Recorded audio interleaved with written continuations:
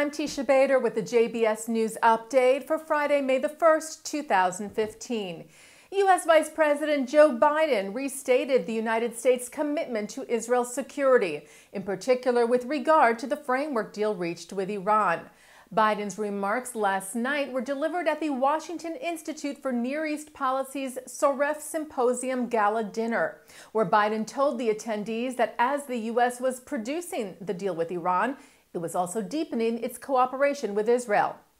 Biden said no president has done more for Israel's security than President Barack Obama, not just the Iron Dome or the newly announced F-35 jets, but something deeper.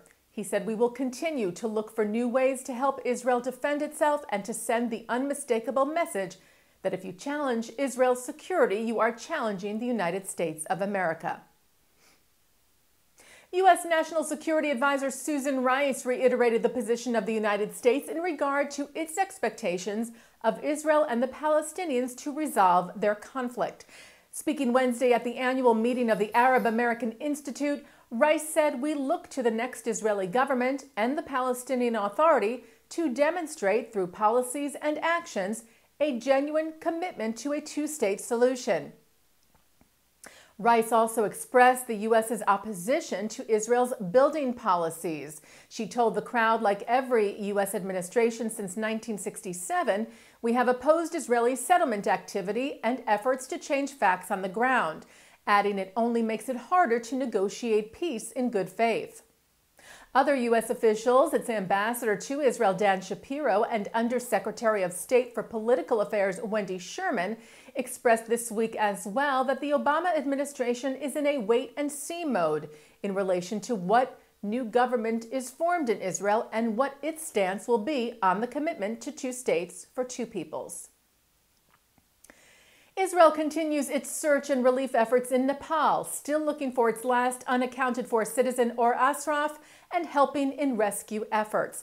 Yesterday, an Israeli-led rescue team pulled a Nepalese woman out of the rubble in Kathmandu, 5 days after the massive earthquake struck, killing thousands. After 10 hours of efforts, 24-year-old Krishna Devi Kadka was pulled out to safety by workers from the Israeli group Isra Aid, local soldiers, and a team of experts from France and Norway. Earlier this week, the co-director of the Chabad House in Kathmandu, Rabbi Chesky Lifshitz, flew a helicopter to bring food and water to a group of Israelis stranded after the quake. The 25 hikers were later airlifted to the Chabad House, which is also providing meals for hundreds of local Nepalese. A decision by the dining services at the University of California, Riverside to remove Sabra hummus from its dining facilities in response to protests by SJP, the Students for Justice in Palestine on campus, has reportedly been reversed. The Sabra brand hummus had been removed over SJP's protest of the company's partial owners Strauss over their support of the IDF, whom the SJP accuses of severe human rights violations. SJP said dining agreed to the request, saying they don't want to sell products that, quote, offend any students, and were replacing the Sabra brand with another brand, Tapaz To Go. However, the LA Times reported this week that the school has reversed the decision, calling the removal of the Sabra brand a mistake, and saying they'll be offering both brands now, citing university spokesman James Grant Jr. The initial removal of the Sabra brand is the latest effort of the BDS, or Boycott, Divestment, and Sanctions movement, that seeks to delegitimize the State of Israel. Meanwhile, Indiana's state legislature passed a non-binding resolution opposing such boycotts aimed at Israel. The Indiana General Assembly unanimously passed Resolution 74, which, quote, expresses opposition to the anti-Jewish and anti-Israel BDS movement, and contends that the global spread of anti-Jewish speech and violence represents an attack not only on Jews, but on the fundamental principles of the United States. The Indiana House of Representatives had unanimously passed the anti-BDS House Resolution 59 on April the 22nd. The measure now goes to Governor Mike Pence to sign, which will make the Hoosier State's legislature the second in the U.S.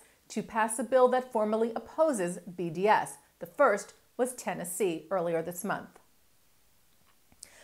Hundreds of leaders and activists of the Anti-Defamation League from across the country are meeting in Washington, D.C. beginning this Sunday for their annual Shana Amy Glass National Leadership Summit.